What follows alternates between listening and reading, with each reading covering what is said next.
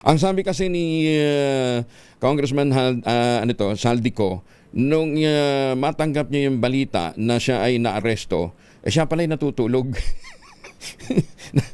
Natutulog daw siya. Tapos, pangalawa, ang sabi niya, immediately, ang una niyang nakausap, may tumawag daw sa kanya at nakausap niya para kumpirmahin na hindi siya nahuli, ay tumutugon sa pangalang Harry Roque.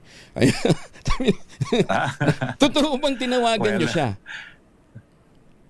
Well, siya naman po ang nagsabi niyan. So, totoo po yan. No?